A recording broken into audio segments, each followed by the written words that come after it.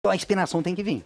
Né? E aí que entra uma coisa muito legal da nossa arena. Eu acho que é uma das únicas arenas do mundo que quando você bate o olho nela, você já linka ela direto ao time.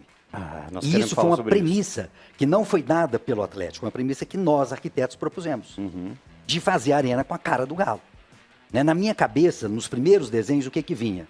Mineirão, década de 70, que a torcida amarrava as faixas pretas e brancas da arquibancada superior até a geral. Aí fazia aquele anel preto e branco. Então essas listras ficaram muito impactantes na minha cabeça, mas aí pensando em escala. Então eu começava a enxergar a escala do Mineirão com essas listas e enxerguei essa mesma escala na nossa arena. Né? Por isso que ela é listrada de cinza escuro e branco. Não é preto, porque preto me traria problemas assim muito fortes com relação ao isolamento térmico. Entendi. Né? Ficaria muito mais caro, muito mais difícil. E o cinza escuro tá também dentro da...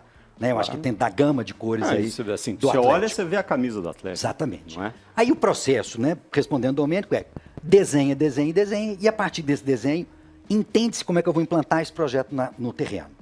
Nosso terreno eu tenho, da Via Expressa até na rua Margarida Assis, lá em cima, 50 metros de desnível. Nascente, curso d'água. Nascente eu tenho que ter um raio de 50 metros em volta dela. Não tem como ser diferente. E aí o terreno começou a ficar limitado.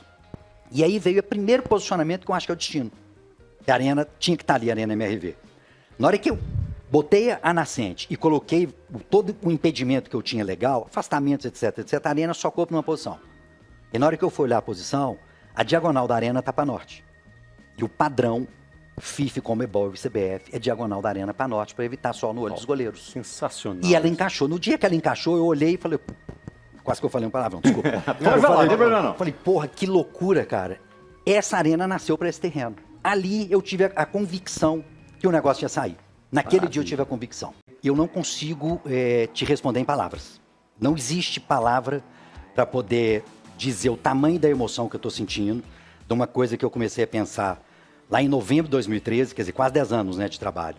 E ela está materializada, né? E materializada numa cidade, Belo Horizonte, nosso estado de Minas Gerais, né, que infelizmente não tem uma visão tão forte como a da imprensa nacional. Né? A gente acaba que fica um pouquinho, né, relegado. E a importância desse equipamento dentro da cidade de Belo Horizonte e a importância desse equipamento para o Atlético, obviamente, e para o futebol nacional. Né? Então, assim, eu acho que não cabe em palavras realmente eu expressar a emoção que eu estou sentindo. Então, imagina, no primeiro rabisco que eu fiz, né, a primeira vez que eu fui no terreno e fiquei observando o terreno e a obra pronta, é fantástico, né? E assim, e tem uma coisa bem interessante que todo arquiteto, quando forma, ele tem um desejo. Eu quero fazer um museu, eu quero fazer uma cidade, quero fazer uma praça. Eu, quando formei, eu falei, poxa, eu quero fazer a Arena do Galo. Né? E em 2013, quando fui convidado para fazer o projeto, eu estava com 24 anos de formado. Né? Agora estou com 34. Cara, foi o presente da minha vida. Né? Imagina com 24 anos de formado, quando a MRV me chamou, né, para bater um papo, eu não sabia qual era o assunto. E, surpreendentemente, eles me comentaram que resolveram fazer a arena para o Atlético e resolveram escolher um arquiteto mineiro, atleticano, né, óbvio, para poder fazer a arena. Foi um dos maiores presentes da minha vida, não tem a menor dúvida. Muito emocionante. Maravilha. Vamos falar muito aí desse processo todo. Inclusive tem alguns esboços. Eu gosto muito desses primeiros esboços que os arquitetos fazem e tal, porque eles têm uma alma ali, né? De repente você olha, assim, daquilo ali foi transformado numa obra gigantesca. Nós vamos mostrar, o Bernardo trouxe pra gente ver. É como um músico ver uma música pronta, né? Deve ser mais ou menos assim. É por isso que o Bob falou em artista. Um sucesso e tal. Todo o projeto começou, toda a ideia começou com o Daniel Nepomuceno. Né? O Daniel é o pai da arena, na minha opinião. Obviamente assim, porque ele era o vice-presidente do Atlético à época e isso tinha que sair institucional. Falo sempre isso aqui, Bernardo. Mas, obviamente, Daniel, e aí Rubens, Rafael, Ricardo, família Salvador, que se empenharam muito nesse processo também, né, Domênico? Você nos acompanhou lá também. E tinha o Pedro Tavares. E foi fundamental esse time, por quê? Porque o mais difícil era convencer o conselho a vender 50% do Diamond Ball. Porque todo o projeto da Arena ele só ficaria de pé vendendo 50% do shopping. De fato. E aí que era o ponto. E o ponto era convencer ao conselho. Então o que a gente fez? Criou um grupo, né, com essas Rubens, Rafael, Daniel, eu, Pedrão, Ricardo, né, o Dr. Salvador também e outras pessoas também. E esse grupo começou a trabalhar inicialmente com conversas pessoais com cada conselheiro para mostrar o que era a ideia do projeto da Arena MRV. Depois nós fomos para grupos de 3 em 3, 5 em 5, até que a gente começou a fazer grandes grupos. Isso foi um trabalho de mais de 2 anos. E o Pedro Tavares é o cara que ficou à frente disso, um trabalho ali de formiguinha. Eu tenho que falar porque é importante a participação dele. E esse foi o ponto essencial. Então, assim, as pessoas que participaram inicialmente foram essas. Tinha o Flávio também, que era o cara da parte financeira, né, que fez toda a operação financeira. E aí entra uma coisa super bacana. Por que a nossa arena deu certo? Porque a gente entendeu que o próprio equipamento gera receita. Então, além de vender metade do Diamond, a gente entendeu, vamos vender 10% da capacidade das cadeiras por 15 anos. Não é eterno, não é cativa. Imagina, são 170 milhões. Daqui a 15 anos vai entrar mais 170 milhões de novo. L7 é 15 anos, o L7 lá, tá? Depois tem que comprar de novo. As cadeiras são 15 anos, camarote 15 anos, mas no name rights são 10. Então, daqui a 10 anos, vai entrar mais uma bolada de name rights. E o MRV nunca vai sair, porque a letra M da fachada pesa 3 toneladas. Eu até brinquei com o Rafael. Rafael, vocês nunca vão sair daqui. Lógico que não, né? Mas só assim, para exemplificar. Claro. Como é que você tira uma letra de 3 toneladas da fachada? Tem uma pergunta sobre isso. Então, isso gera receita. Então, gerou receita, sei lá, 170 milhões de venda de cadeira, gerou receita de 140 milhões de camarote e gerou receita de name rights. Juntando isso com o Diamond Mall, fechou a conta financeira. E esse foi o trabalho que foi feito no início com essas pessoas. Aí, nasceu a Arena, vamos dizer, o projeto Arena, que estava embasado e calcado sobre as questões econômicas, nasceu aí. Aí a gente percebeu que a Arena poderia realmente ser uma realidade. E o que tem lá que não tem mais lugar nenhum do mundo? A gente fez uma rua interna, onde eu tenho o campo. Então, atrás do campo, por exemplo, de um lado eu tenho os vestiários, do outro lado eu tenho alimentos e bebidas, eu tenho toda a parte lá de justiça, tem a cadeia, banheiros, enfim.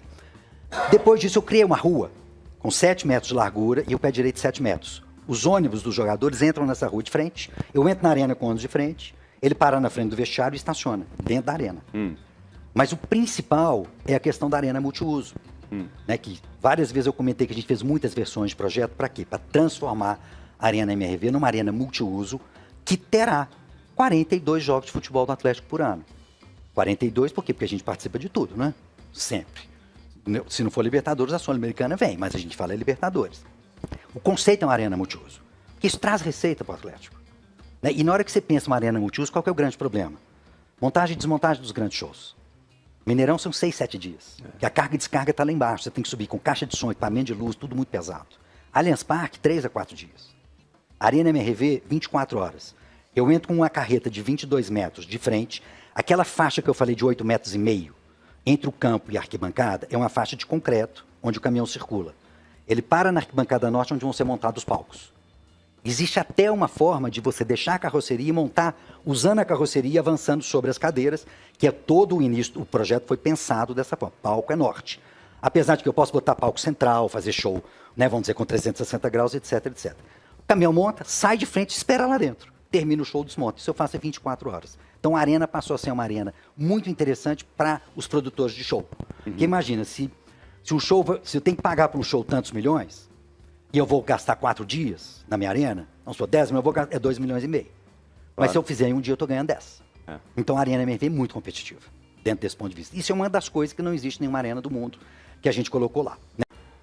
É a questão do gramado. Ainda está sendo discutido se vai ser o gramado natural, se vai ser o gramado artificial, sintético, etc. Aí eu fiz a seguinte pergunta. Isso foi pensado lá no projeto, quando te apresentaram o projeto, não disseram assim, vai ser uma arena multiuso, portanto, o piso precisa ser desse jeito ou não ser desse jeito, faltando uma semana para abrir. Ainda tem essa dúvida? Na realidade, eu vou contar a história direito, rapidinho, tá? Mas a história é o seguinte, quando a gente entendeu que não poderia fazer mais uma operação urbana, né, que era nosso propósito, a gente entendeu que a gente teria que fazer o projeto dentro da lei. E dentro da lei, eu tive que baixar para 40 mil pessoas, depois conseguimos chegar em 46. Nós fomos espremendo para chegar numa capacidade de 46 mil. E perdeu o shopping, perdeu tudo. Dentro disso, eu tive que atender área permeável, taxa de ocupação da lei. E minha área permeável era pesadíssima, porque ali eu tinha um APP. Né? Então era muito pesado. E o campo foi... uma APP, me fala? Área de preservação permanente. Ok. Tá? E o campo foi aprovado como área permeável em terreno natural, porque a lei hoje exige área permeável em terreno natural. Perfeito? Foi aprovado dessa forma. A gente tem todos os estudos que mostram que uma grama sintética, ela também percola, do mesmo jeito que uma grama natural. Mas ficou a dúvida se a gente poderia ter algum tipo de problema com o poder público na hora de tomar a decisão de fazer sintético e ter um problema, por exemplo, na Baixa Habite-se. Ter a prefeitura entender que o gramado sintético ele não é 100% permeável. E em função dessa dúvida que tomou-se a decisão de fazer grama natural. Porém, como a arena é muito fechada e com super caldeirão, assim, a entrada de sol é muito restrita. E no setor, exatamente no setor norte, né, que o sol fica deitado, é onde pega menos sol. E aí o gramado está ficando um pouco úmido. Né? Então o Atlético comprou, né, a Arena mesmo, comprou aquela iluminação lá do Palmeiras, eu não sei o que, para tentar melhorar aquele pedacinho. Ô, gente, eu estou falando da linha da grande área para dentro do gol. Mas é um pedaço que acaba que pega pouco sol. E aí transformar em grama sintética, isso resolve. E aí estamos conversando com a prefeitura, já entendendo que a grama, né, o gramado sintético, ele percola do mesmo jeito que o gramado natural. Então existe realmente a proposta de se repensar num futuro próximo em trocar a grama natural para a sintética. Muito bem explicado. Só conta para a nossa audiência o que é percolar. Percolar é água, em vez de ficar parada, por exemplo. O que é o problema das grandes cidades de enchente? É tudo asfalto. Entendi. Na hora que você vai construir um prédio, você bota concreto em tudo, você não deixa terra para a água entrar. Percolar é água entrando na terra É a e indo pro lençol permeabilidade do terreno. Exato, para ir para o lençol freático. O Bob